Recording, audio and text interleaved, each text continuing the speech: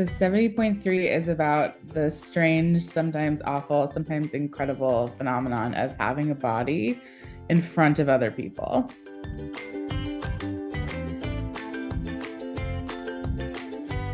It's a big one. So I had been thinking about this play in the years leading up to 2020 because I was working in boutique fitness in New York City. Um, and had been sort of at the front line of how we were speaking about bodies and fitness and wellness and size and health for like 3 or 4 years. Um, and it had just been, I start plays when something bothers me enough to try to pick at it and pull at it.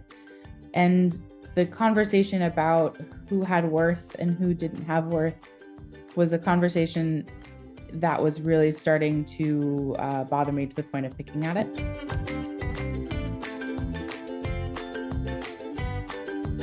My favorite line in 70.3 is no, because you're a person who's hot in theory and in practice.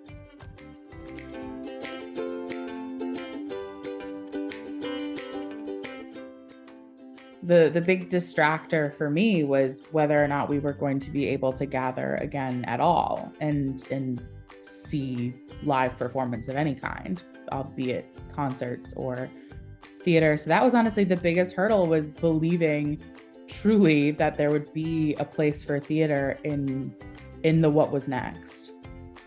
The act of writing the play sort of helped me through that block of, okay, well, this play will be, it honestly felt like a little piece of hope for the future, and a little piece of trying to ensure that when we came back, there was theater, and not only that there was theater that felt different or felt exciting, and didn't play by any rules that had existed before.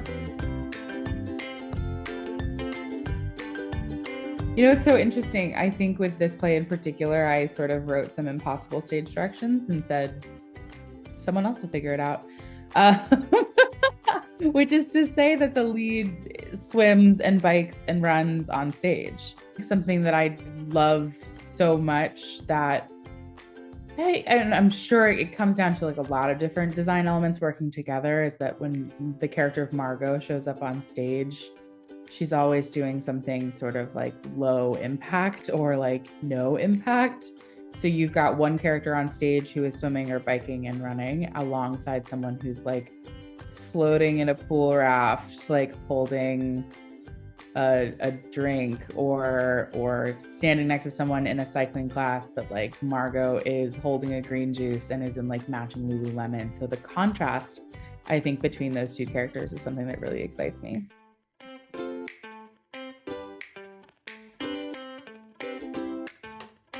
I feel like the easy way out, but also the most honest way, is swim, bike, run.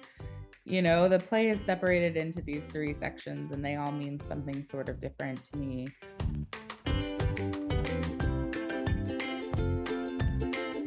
The support I've got at Parity is pretty unparalleled. Everyone has been so helpful, and there really is a playwright first driven mindset, which has been incredibly helpful. If I've really strongly requested an actor, that actor ends up in the space. If I've really strongly requested a designer to have like sort of like a thought on the script, that designer ends up in the space, right? So there's very much so like a me-led process to it, which I imagine also means that every development process at Parity is different, because not all playwrights are me.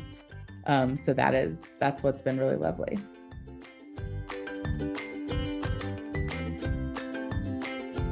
Yeah, I've got a play that I affectionately call my like non-binary cornfield wrestling play. That's sort of coming through the pipeline.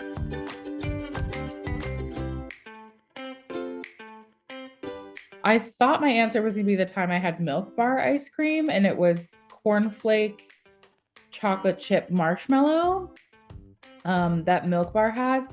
But really, I had gelato on the Lower East Side the other day. And the flavors were dark chocolate and vanilla bourbon.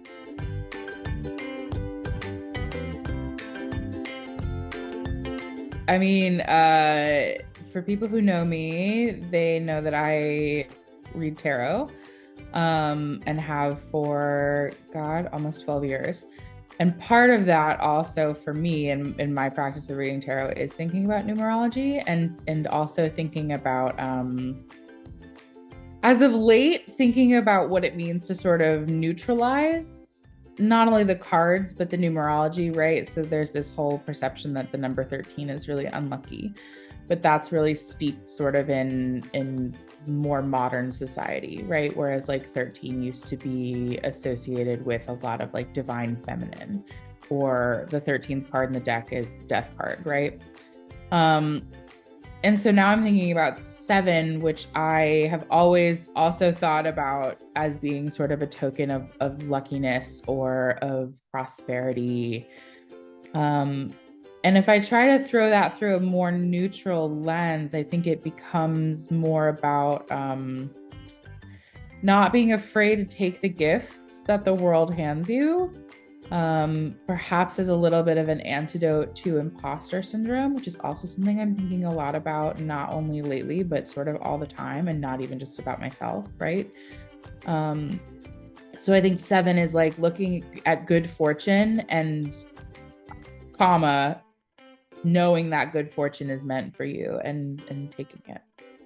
I know that tarot practice for me was really rooted in pentacles, which is like sort of the suit of the body, or the suit of anything that can grow. It gets like I think it gets a bad rap because I think we think of pentacles as money. But again, when commerce was shut down, I was like, what else could this be? Like, how could we crack open what this idea means? And 7s in a lot of the suits denote like choices. There are choices to be made. There are things to either choose or walk away from. And I think trusting that if they've shown up for you, they are yours. And what would it mean to say, like, I can claim this as mine? If it keeps showing up in front of me, and thinking really hard about if it's something that you should have over other people, absolutely. But if the universe is giving you a sign, you should take it. And I think that shows up in the play a lot.